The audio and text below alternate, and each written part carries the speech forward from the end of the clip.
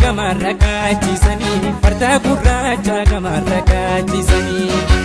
ani sumaaf malee osoo wal beenyu wal nu wallaalchisanii osoo wal beenyu wal nu wallaalchisanii ani sumaaf malee maraatoonii kaachi asmoo qofa maraatoonii kaachi asmoo qofa ani sumaaf malee ollaa fakkaate nuti seeni qofa ollaa fakkaate nuti seeni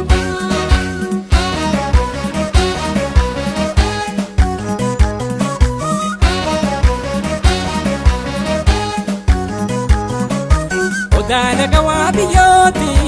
yaa odaa guddaala gawaabiyyo addaan fageessini maalo yaa ayyaana ayyoo abbaabbiyyo qotiyyoon qotee qoteeti itti boolalee looha dhoowwite atumtii anaaf tahi maalo kan cinaacha kooti saloomte oomaraaf si filatee namunda keessaa si abdatee akkamiin tayaa si dhamnaanii addumaan humbaasu rabbiini jiru oomaraaf si filatee namunda keessaa si abdatee akkamiin tayaa si dhamnaanii addumaan humbaasu rabbiini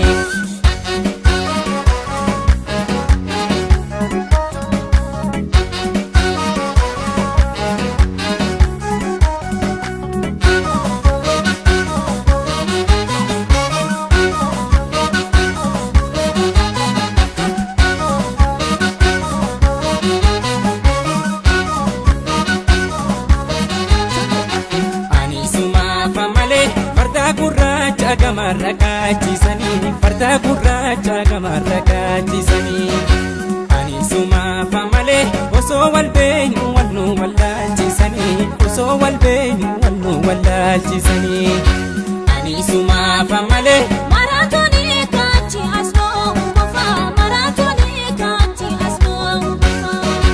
ani sumaaf malee ollaa fakkaate nuti seeni qofa ollaa fakkaate nuti seeni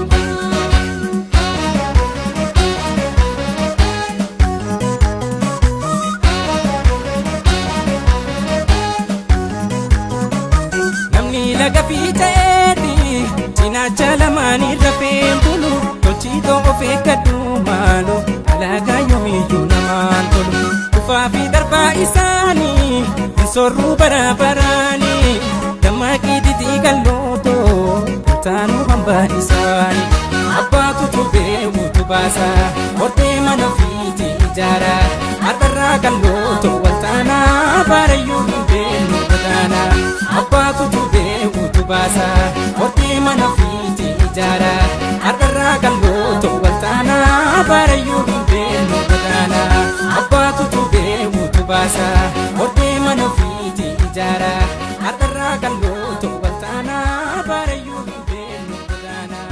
abbaatu tubee utubaasa